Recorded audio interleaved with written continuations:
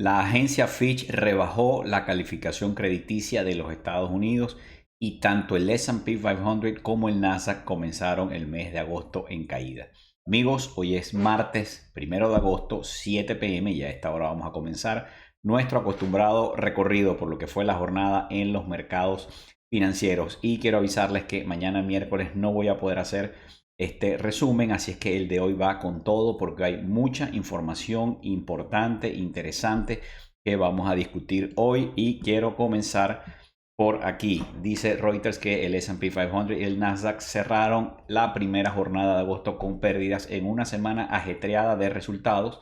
Y es que esta semana es la última semana fuerte en cuanto a las empresas reportando resultados trimestrales y los más esperados de esta semana, que son Apple y Amazon, que reportan el jueves. Y F dice que Wall Street abrió agosto en territorio mixto porque el Dow Jones fue el único de los principales índices que subió. Bloomberg dice que las acciones no se quiebran, no se parten, sino que se doblan después de un rally de casi 30%.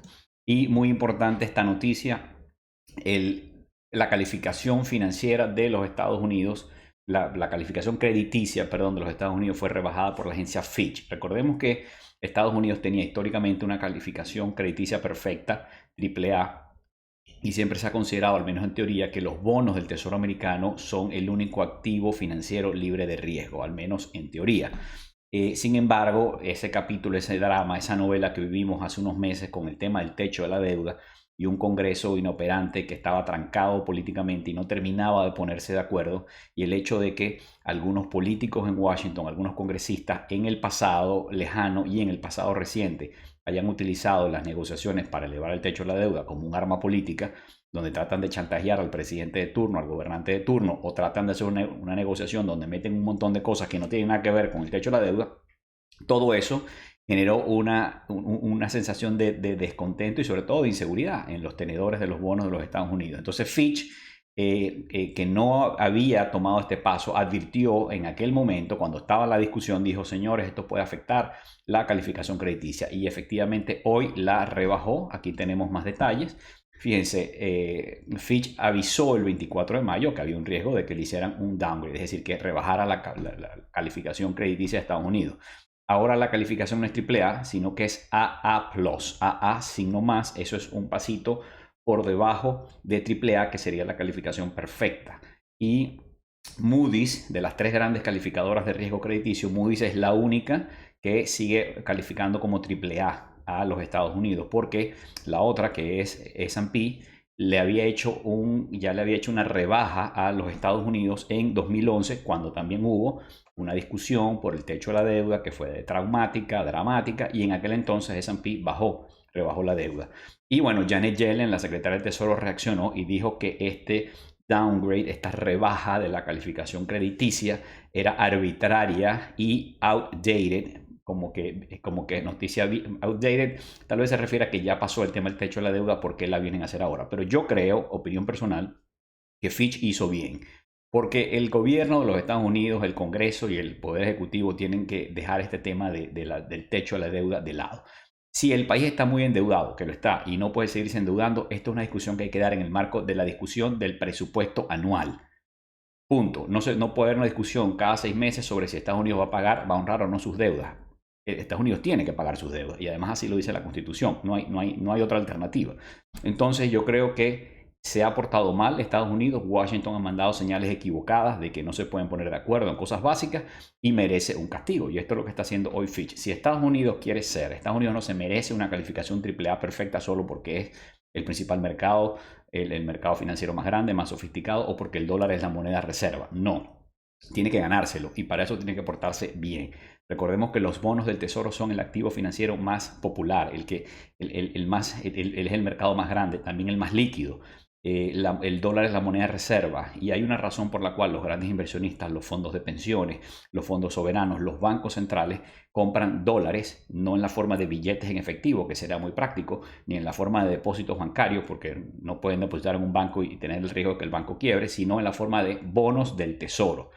El sistema financiero completo mundial está construido sobre la piedra angular, sobre un ancla, y el ancla del sistema financiero son los bonos del Tesoro de Estados Unidos, y por eso es tan importante seriedad absoluta con este caso. Yo estoy de acuerdo con Fitch y Estados Unidos tiene que hacer lo que tenga que hacer para recuperar su calificación AAA, pero eso depende de Washington y de los políticos. Bueno, seguimos. Hoy hubo data económica y F dice aquí, las ofertas de empleo de Estados Unidos caen a su nivel más bajo en 2 años, pero siguen estando muy altas. Ojo, este titular nos puede confundir. Aquí tengo más información. Dice Bloomberg, las ofertas laborales en Estados Unidos caen al nivel más bajo desde el 2021, pero hay un gráfico. Ahí está el gráfico y en ese gráfico podemos ver que siguen estando muy elevadas. Tengo el gráfico ampliado aquí. Fíjense, la buena noticia es que las ofertas de trabajo siguen por debajo de 10 millones, ¿ok? Pero están muy lejos de su nivel normal, que es entre 7 y 8 millones. Fíjense, en ese gráfico podemos ver antes del COVID, y el COVID vemos cuando llegó el COVID porque hay una caída ahí muy pronunciada. Antes del COVID, el nivel normal era entre 7 y 8 millones de ofertas de empleo abiertas, ¿ok? Llegó el COVID, se dislocó el mercado, cayó y empezó a subir. Y luego, fíjense que subió a un punto de que llegó a 12 millones de ofertas de empleo, cosa que demuestra una economía demasiado fuerte, las empresas desesperadas por conseguir trabajadores y no hay suficiente mano de obra, no hay trabajadores que puedan o quieran ocupar esos trabajos. La Reserva Federal empezó a subir las tasas de interés para enfriar la economía y para enfriar el mercado laboral. Las ofertas de trabajo han ido cayendo, finalmente llegaron a 11 millones y después traspasaron hacia abajo la barrera psicológica de 10 millones. La buena noticia es que el reporte de hoy sigue por debajo de 10 millones, pero 9.582.000 ofertas de empleo sigue siendo un número extremadamente alto para un nivel normal prepandemia, que ya vimos está entre 7 y 8 millones. Así es que todavía hay trabajo que hacer, el mercado laboral sigue fuerte, no se ha enfriado o al menos no lo suficiente.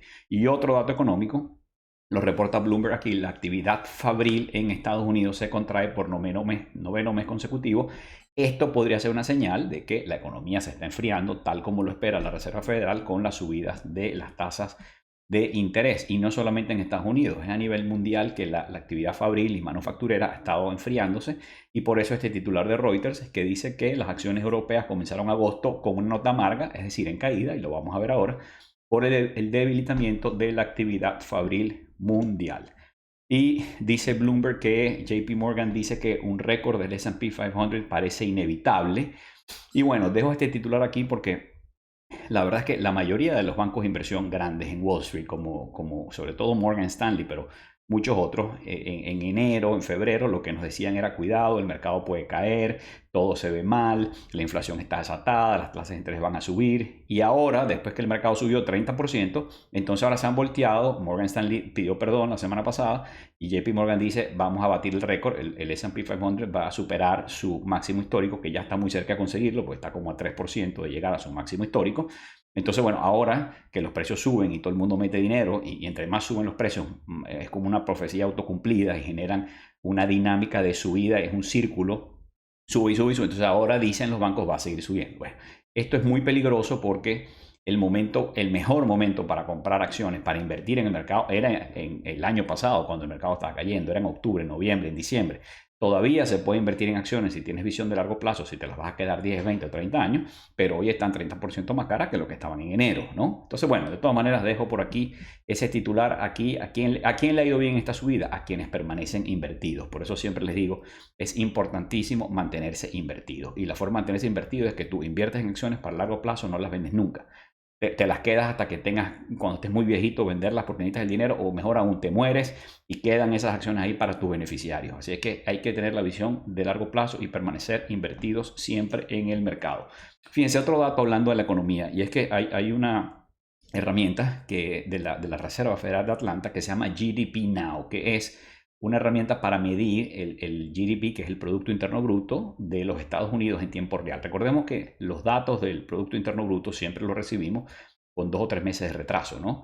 Y esa es una data que después se revisa y a lo mejor lo ajustan. Es difícil de calcular. Entonces, esta es una herramienta para más o menos tener una idea de cómo está el Producto Interno Bruto de los Estados Unidos en tiempo real. No es perfecta, no es exacta, es simplemente para tener una sensación. Pero resulta que hoy se disparó. Y aquí lo vemos en el gráfico, se los voy a mostrar amplificado. Resulta que se disparó y ahí ven el brinco que pegó hasta 3.8. El titular que leíamos dice que subió hasta 3.9, perdón, y bueno, el trimestre solo está comenzando. Estamos a 1 de agosto, pero las indicaciones de las señales de la data que están llegando es que el Producto Interno Bruto de los Estados Unidos sigue creciendo, la economía sigue fuerte. Y si la economía sigue fuerte, pues entonces tiene mucho sentido lo que dice aquí Rafael Bostic, presidente de la Reserva Federal de Atlanta. Dice Bostic no ve recortes de tasas hasta el segundo semestre del 2024, es decir, dentro de un año. Lo que está diciendo es, señores, la inflación está fuerte, el mercado laboral está fuerte, el Producto Interno Bruto está fuerte, la economía es resistente. Olvídense de bajar las tasas de interés. Ahora que falta por lo menos un año, según dice aquí Bostic, que es muy influyente, por cierto, no solo en la Reserva Federal, sino en la opinión pública.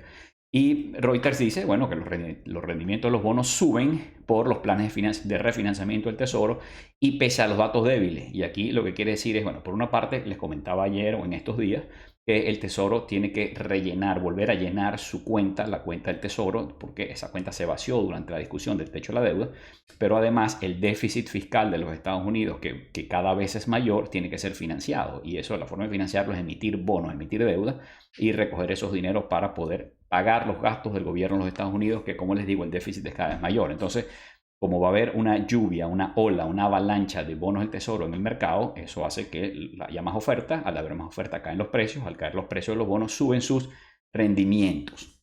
Y aquí dice que los rendimientos de los bonos en efecto están subiendo pese a datos débiles. Y esto es importante porque generalmente si hay datos débiles en la economía, los bonos se hacen más atractivos. Es decir, si yo soy un inversionista y a mí me dicen hoy, con toda certeza en un mes o en 2 meses va a comenzar una recesión profunda de la economía de los Estados Unidos, cosa que yo no veo venir, ni la estoy proyectando, ni nadie lo ha dicho. Esto es un ejemplo hipotético. Si como inversionista a mí me dice, mira, en 2 o 3 meses viene una recesión profunda, entonces yo abrazo los bonos del Tesoro. Si yo puedo comprar un bono del Tesoro, invertir mi dinero en un bono del Tesoro que rinde 4% o 5% seguro sin ningún riesgo, yo agarro y compro ese bono, me quedo con mi bono que me produce 4 o 5%, mientras que pasa la recesión que va a ser profunda. Durante esa recesión las empresas van a ganar menos dinero o incluso algunas van a perder dinero porque el consumidor está deprimido, está debilitado, la economía está en recesión, no hay suficiente empleo, etc.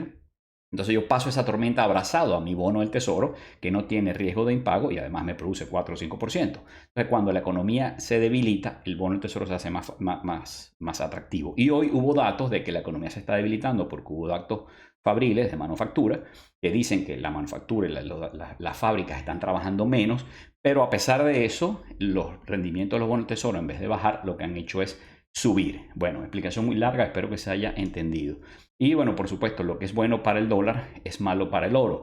Si las tasas de interés suben y mis dólares o mis bonos del Tesoro cada vez rinden más, entonces me gusta menos el oro, porque si yo pongo mi dinero en oro, el oro no me da intereses, no me da dividendos, más bien tengo que pagar para que alguien lo cuide, es decir, para que lo custodie, de manera que se hace menos atractivo el oro, que hoy cayó en los mercados. Y bueno, hoy varias empresas reportaron muy por encima AMD. AMD es la esperanza que tienen muchos que no se montaron en el tren de Nvidia, de que AMD sea la próxima Nvidia, que AMD también pueda agarrar un pedazo del mercado de los chips y los microprocesadores para inteligencia artificial.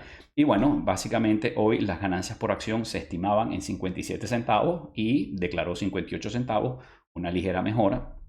Y el revenues, es decir, los ingresos del trimestre se esperaban 5.3 billions y quedó en 5.4, digamos, una ligera mejoría sobre lo que se esperaba. Y Starbucks también reportó, se esperaban ganancias por acción de 95 centavos, pero fue 1, y se esperaban ingresos totales de 9.3 billions y quedó en 9.2. Así que rebasó las expectativas en uno, pero falló en otro. Y así lo refleja Reuters. Starbucks no cumple con las estimaciones de ventas trimestrales por una caída de la demanda. Y otro que reportó fue Pinterest, que se esperaba unas ganancias de 12 centavos por acción, sin embargo fue 21 centavos por acción, bastante mejor de lo esperado, y se esperaba que tuviera ingresos de 696 millones, pero fueron 708 millones en el trimestre, así es que estuvo mejor tanto en la línea de arriba del balance como en la línea de abajo, tanto en los ingresos como en las ganancias por acción.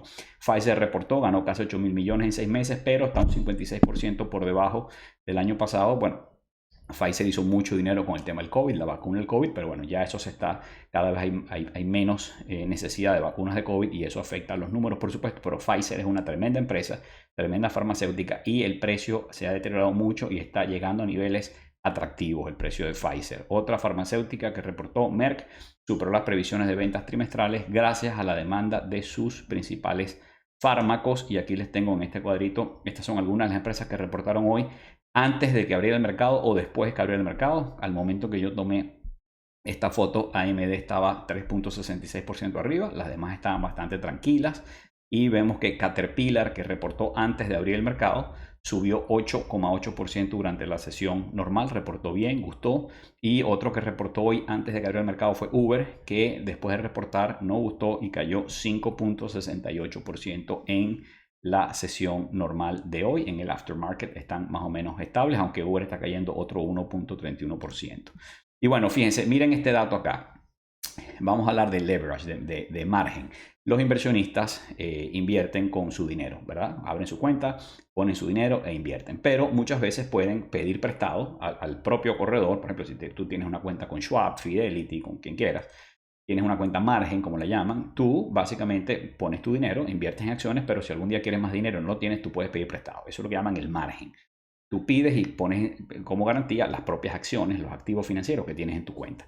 Entonces, cuando los mercados están deprimidos, ¿verdad? La gente generalmente no pide prestado, paga esa deuda, las acciones están cayendo o les empiezan a hacer lo que llaman un margin call y es un desastre, la gente se sale de esa jugada, no se apalancan para comprar acciones. Pero cuando el mercado está en euforia y sube, como está pasando en este momento, entonces los inversionistas se ven más tentados a pedir prestado para meter más dinero en el mercado porque creen que va a subir por siempre todos los días y nunca va a caer. Entonces, esto es una forma de medir el nivel para mí de euforia, el sentimiento de los inversionistas. Y aquí dice que la exposición está aumentando, llegó hasta 680 billones de dólares desde 644 y aquí vemos el gráfico que está subiendo. Este gráfico lo tengo aquí más grande. Fíjense, básicamente la línea roja es el nivel de deuda en margen, el dinero que piden prestado los inversionistas para comprar aún más acciones y vemos que se disparó, ahí hay un pico justo cuando el boom después del COVID y vino esa locura, las acciones meme, la criptomoneda, la innovación y vemos que ahí llegó a un punto altísimo, después vino el año pasado, 2022, fue un año durísimo para los mercados y cuando el mercado se vino abajo, pues también vemos que el margen se vino abajo, los inversionistas entran en pánico, les empiezan a hacer margin calls, tienen que liquidar su portafolio, pagar la deuda y vemos que cayó, pero ahora se está recuperando otra vez, señal de que los inversionistas están animados. Recordemos que de las muchas formas que hay para valorar el mercado, y aquí hoy no voy a tocar el tema de si el mercado está caro o está barato, solamente recordarles que este es una de las formas de tratar de medir si el mercado está barato o está caro y según esta medición, que es el nivel de margin debt que hay en el mercado, según esta medición, el mercado está más o menos, ahí lo ven, esta línea azul, que vemos que a veces está muy por arriba, a veces muy por abajo, está casi en su punto medio, es decir, es un nivel neutral. Pero este es solo un indicador, hay otros indicadores, por ejemplo, el price earnings, la relación precio-ganancia. Cuando vemos el histórico, vemos que hoy el mercado está más de una desviación estándar por encima de su promedio histórico. No es el punto más alto, vemos que ha estado 2 desviaciones estándar por encima e incluso cuando la burbuja de internet y del .com llegó a 3 desviaciones estándar, una cosa realmente loca. Pero en este momento no está en esos niveles, pero está más de una desviación estándar por encima de su precio histórico. Según esta medición, el mercado está sobrevaluado. Igual si usamos lo que llaman el indicador de Buffett, por Warren Buffett, que es una medición de lo que es el GDP, el Producto Interno Bruto, la economía de los Estados Unidos versus la capitalización bursátil de todas las acciones del mercado americano, según ese indicador también está sobrevaluado. Pero bueno, como les digo, hoy no vamos a hablar de esto, otro día lo hablamos con profundidad. Lo importante es que aquí están los números del margen, la gente está empezando a pedir dinero prestado para meter más dinero en el mercado y es una señal de euforia y cuidado porque cuando la gente está eufórica, nosotros debemos ponernos cautelosos. Y fíjense otra cosa, el Nasdaq 100 QQQ, que tiene muchos seguidores, lo sé, entre ustedes, fíjense lo que dice aquí Jim Bianco, el QQQ, la historia del QQQ viene desde 1999. Entonces, en estos 23 años, en este gráfico vemos lo que ha sido el rendimiento en esos 23 años. Unos años ha subido, unos años ha bajado. Y vemos cómo va este año. Este gráfico vamos a ampliarlo aquí. Fíjense, el peor año, a ver si yo lo logro ver, sale muy chiquito. El peor año fue el 2008, que cayó 41%. Bueno, fue un año desastroso, la crisis financiera global, ustedes lo recuerdan. Ese año el QQQ cayó 41%. Y el mejor año fue el 2009, porque después de la caída del 2008 rebotó y en el 2009 subió un 54%. Ahora, este año no ha terminado, pero ahí vemos la línea azul gruesa, y esa línea azul que llega hasta el último del mes pasado, hasta el último día de julio, vemos que va con el mejor récord en su corta historia de 23 años. Y si queremos ver estos números con el S&P 500, también se los tengo. Pasa que el S&P 500 no tiene 23 años de historia, tiene mucho más y viene desde 1927, casi 100 años de historia. Y si vemos ese gráfico, pues este es el S&P 500. Aquí vemos el peor año que tuvo, 1931, pleno crash de la bolsa, la gran recesión en los Estados Unidos, cayó un 47%, increíble, y el mejor año fue en 1954, subió un 45%, y aquí vemos cómo va la línea azul gruesa, es cómo va este año cuando ya estamos en el 1 de agosto. Va siendo un año bueno, no sabemos cómo va a terminar, por supuesto, porque el futuro es incierto. Y fíjense, como hay muchos fans de Tesla entre ustedes, hoy les quiero hablar de esto. Yo no sé por qué Charlie Bielo puso esta información, no sé si quería generar controversia, pero fíjense, sobre carros usados, el mercado de carros usados. Él dice, los carros usados en Estados Unidos, el 1 de enero del 2020, el precio promedio de un carro usado era $21.421. Ese era el precio promedio 1 de enero. Hoy es 29.300, es decir, el precio promedio de un carro usado en Estados Unidos ha subido un 37% desde el 1 de enero del 2020. Después dice, bueno, pero en Tesla, el caso de Tesla, un Tesla usado en los Estados Unidos el 1 de enero del 2020 costaba en promedio $53.500. Y hoy ese Tesla usado, un Tesla usado, pues cuesta en promedio $42.700, es decir, 20% menos. Yo creo que puso esto para generar polémica, no sé si qué es lo que quiere decir, cuál es el punto, si es que Tesla es malo o qué. Pero lo cierto es que aquí está el gráfico. Este es el precio de un Tesla usado, ¿verdad? Que llegó a un pico aquí en julio de 2022, 67.915, y desde ahí ha caído hasta el precio de hoy, 42.785. Pero yo creo, bueno, por supuesto, esta es una comparación. Fíjense, recordemos que el mercado de los carros usados se enloqueció, igual que el de los carros nuevos, porque después de la pandemia se trancaron las líneas de suministro y muchas empresas las ensambladoras de carros tuvieron que dejar de ensamblar carros porque no había chips suficientes para los carros. Eso hizo que la gente se volcara a comprar carros usados, pero además la gente, había una fiebre por Tesla y la gente se volcó a comprar Tesla y los precios de los Tesla se dispararon, casi como la acción de Tesla, la empresa. Y ahora han caído mucho el precio de los Tesla más que los carros usados. ¿Por qué? Bueno, varias razones. Primero, Tesla está produciendo muchos carros. Segundo, Elon Musk, entre más produce, más baja los precios para vender todo lo que produce, y de hecho logra vender todo lo que produce, y Elon Musk y Tesla se pueden dar el lujo de bajar los precios porque son la empresa manufacturera de carros que tiene los mejores márgenes de ganancia. Puede bajar los precios y sigue ganando dinero, mientras que Ford, General Motors y todos los demás competidores están perdiendo plata con los carros eléctricos. Pero además el gobierno ha dado incentivos a los carros eléctricos. Entonces, si tú compras un carro eléctrico tienes impuestos que te devuelven. Bueno, en fin. ¿Para qué comprar un Tesla usado si cuando compras el Tesla nuevo te dan un crédito de $7.500 que antes no te daban? Entonces todo eso influye en los precios. Esta comparación no es sencilla. Al final del día, no es justa, creo yo. Al final del día Tesla es tremendo carro. Y bueno, pero dejo esto para los fanáticos de Tesla. Aquí pueden ver lo que ha pasado con los precios de un Tesla usado. Les pregunto, ¿será buen momento para comprar un Tesla usado? ¿Hay que comprar uno nuevo? ¿Hay que esperar a que sigan bajando los precios? Bueno, ustedes me dirán. Clic a me gusta, suscríbanse a mi canal en YouTube, y aquí vamos con los cierres de los mercados. Fíjense, hoy la mayoría de los mercados en caída. Tokio subió, pero Hong Kong, Shanghai cayeron, y Seúl en subida. Toda Europa en rojo. Londres, Frankfurt, París, Zurich, Madrid, todo en rojo, en algunos casos con caídas de más de 1%. Y en nuestro continente también Sao Paulo, Buenos Aires y Ciudad de México en caída. Y en Nueva York, pues el S&P 500 cayó un 0,27%, el Nasdaq un 0,43% y el Russell 2000 un 0,45%. La volatilidad subió ligeramente. El rendimiento de los bonos subió también, ya lo vamos a ver en detalle. Lo importante es que el bono del Tesoro a 10 años, el más importante para los mercados financieros, está sobre 4%. El dólar se fortaleció ligeramente.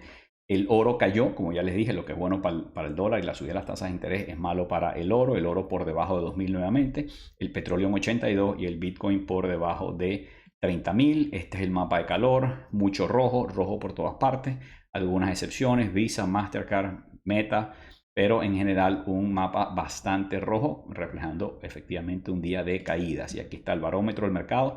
También todo en rojo, con una pequeña excepción en Core Large, que bueno, está básicamente estable, pero lo que más cayó hoy fueron las empresas de pequeña capitalización bursátil. Y aquí están los bonos del Tesoro, todo en subida, todos en verde, todo sobre 4%. Fíjense, vamos a ver, aquí les tengo los precios desde el de un mes hasta el de 30 años. Fíjense, todo, absolutamente todo está por encima de 4%. No es posible comprar un bono del Tesoro que rinda menos de 4%. Bueno, nadie lo quisiera, ¿verdad? Si puedo comprarlo que rinda 4 o 5, pues mejor. Pero hace un año, año y medio, era imposible conseguir un bono del Tesoro que rindiera más del 3%. Y ahora es imposible conseguir uno que rinda menos de 4%. Yo creo que hay algunos bonos del Tesoro que se están poniendo realmente atractivos para los inversionistas, especialmente después de una subida tan fuerte en el mercado accionario. Entre más suben las acciones, menos es su rendimiento esperado a futuro y más interesantes se ponen los bonos. Y aquí les tengo la curva de rendimiento, que nunca se las pongo, pero a lo mejor lo debería presentar aquí con alguna frecuencia. Fíjense, la curva de rendimiento, la famosa curva de rendimiento de los bonos del Tesoro, que está invertida. Esto es anormal porque esta curva debería ir de menos a más, no como está aquí, que va de más a menos, ¿verdad? Los bonos más cortos deberían rendir menos y los bonos más largos deberían rendir más, pero en este momento el mundo financiero está al revés. Esta curva es anormal, se normalizará en algún momento, pero por lo pronto las tasas de interés de corto plazo están más altas que las de largo plazo porque la Reserva Federal las está subiendo para luchar con la inflación, contra la inflación. Pero como ustedes ven en esta curva, fíjense, el nivel mínimo de tasas allá abajito es 4. Es decir, no hay nada en toda la curva de rendimiento que esté por debajo de 4. Los bonos que más están rindiendo están aproximadamente, son los de 4 meses, entre 4 y 6 meses es lo que está más alto, casi en 5,6%. Y lo que está más bajo es el bono a 10 años, que está por encima de 4%. Y fíjense que hay unos ahí a 20 años que están interesantes. Hay como una subida ahí extraña que hace que esos bonos de 20 años estén rindiendo más de 4,2. Se están poniendo atractivos. Yo he comprado, confieso, algunos de esos bonos en algunos portafolios de algunos clientes porque creo que es una buena forma de protegerse contra una futura caída de las tasas de interés. Algún día caerán las tasas de interés y empezar a acumular bonos del Tesoro a este nivel de rendimiento no me parece malo. Recordemos que estos son bonos muy largos, son extremadamente sensibles a las tasas de interés. Cualquier variación de las tasas hacia arriba o hacia abajo generan grandes fluctuaciones en los precios de estos bonos, pero bueno, pueden formar parte de un portafolio de inversión diversificado. Bueno, señores, muy largo, lo dejo hasta aquí, espero que lo hayan disfrutado. Mañana, miércoles, no voy a poder hacer este resumen, pero si Dios quiere, intentaremos el jueves. Saludos a todos.